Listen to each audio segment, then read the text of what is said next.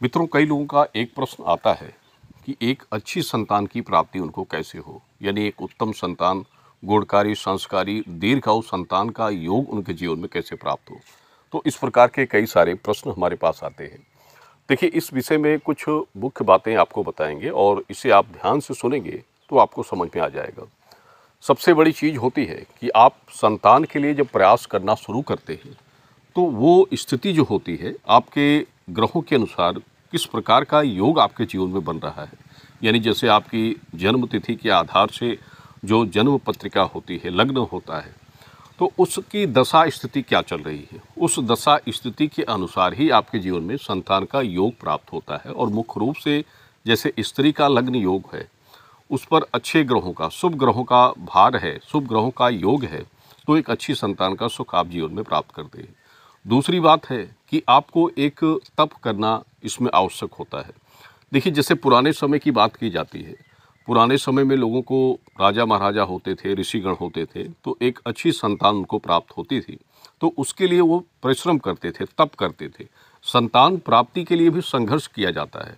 ऐसा नहीं है, जैसे सभी को संतान सुख तो जीवन में प्राप्त होता ही है स्वाभाविक रूप से, लेकिन अगर आप एक अच्छी संतान चाहते हैं कि वो संतान आपके कुल वंश का नाम रोशन करे, अच्छी संस्कारी संतान हो, तो उसके लिए भी आपको तप करने की आवश्यकता होती है। और इसके लिए मुख्य रूप से जैसे वंश के वृद्धि कारक ग्रह जो होते हैं, गुरु गुरु बृहस्पति देव, इनकी कृपा आपके ऊपर होनी चाहिए। और जब तक आपको आपके ऊपर इनकी कृपा नहीं बनती है, तब तक इस प्रकार का योग जीवन में प्राप्त नहीं होता है। इसलिए आवश्यक होता है कि जब आप इसके लिए प्लानिंग करें तो गुरु बृहस्पति की कृपा आपके ऊपर होनी चाहिए। और वो अगर आपके लग्न योग में उनकी दशा सही नहीं है, बुरे ग्रहों के अभाव में है या बुरे ग्रहों के साथ उनकी युक्ति है, पीड़ित है, तो फिर उसका प्रभाव आपके संतान योग के जीवन में प्राप्त होता है। यानी एक राक्षस प्रवृत्ति की संतान का योग भी आपके जीवन में पड़ता है। जैसे राहु केतु जो होते हैं, ये राक्षस योग ग्रह माने जाते हैं, यानी क्रूर ग्रहों की श्रेणी होती है। इस दशा में जब स्त्री का गर्भ धारण होता है, जब उनकी स्थिति आपके ऊपर चलती है, गर्भ बना, तो उससे जो वंश प्राप्त होती है वो वंश आपके लिए अच्छी नहीं होगी। तो इसी प्रकार संतान योग के लिए परिश्रम और तप की आवश्यकता होती है।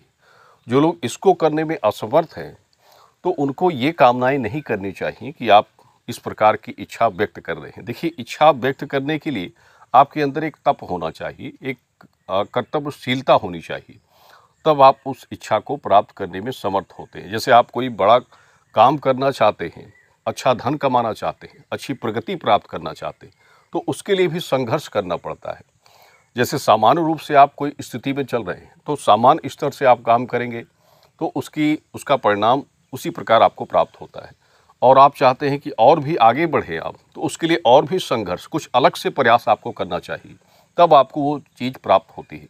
इसी प्रकार संतान की प्राप्ति के लिए भी आपको कुछ चीज़ें अलग से करनी पड़ती हैं, तब उसका फल आपको प्राप्त होता है, जिस प्रकार का सुख आप चाहते हैं संतान को लेकर। और यही एक मुख्य बातें होती है।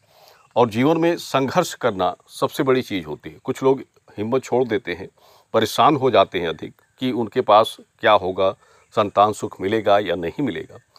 तो ये करने से आपके जीवन में कुछ नहीं होता। देखिए, सबसे बड़ी चीज़ होती है स्त्री पुरुष का कर्म, माता पिता के अपने निजी जीवन के कर्म, आपकी सोच, आपकी विचारधाराएं, आपकी मानसिकताएं, ये सबसे बड़ी चीज़ होती है।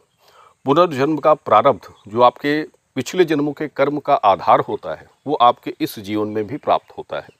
तो आप अगर इन संघर्षों को प्राप्त करने के लिए पूर्ण रूप से इच्छित हैं, समर्थवान हैं, तो आप अपने जीवन में एक अच्छा सुख संतान के प्रति प्राप्त कर सकते हैं। और जैसे सभी लोगों को हम ये बताते हैं व्यक्तिगत रूप से कि आप इसके लिए अगर प्रयास करना चाहते हैं, आपकी ये इच्छा है कि आपको एक अच्छी संतान जीवन में प्राप्त हो, तो उसके लिए आपको ये संघर्ष और ये तप करने की आवश्यकता है।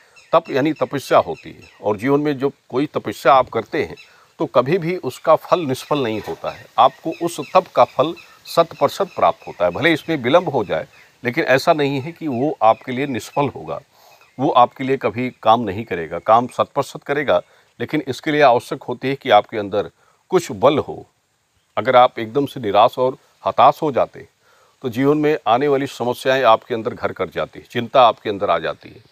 तो पहले चिंता को हटाकर फ्री माइंड होकर, यानी दिमाग को एकदम से खुश मन के साथ आप सभी कार्य को करें, श्रद्धा भाव के साथ, विश्वास के साथ निश्चित रूप से आप अपने जीवन में वो सुख प्राप्त करेंगे जिसकी कामना आपके अंदर है। कोई चीज़ ऐसी जीवन में नहीं है जो आप इंसान नहीं प्राप्त कर सकता है।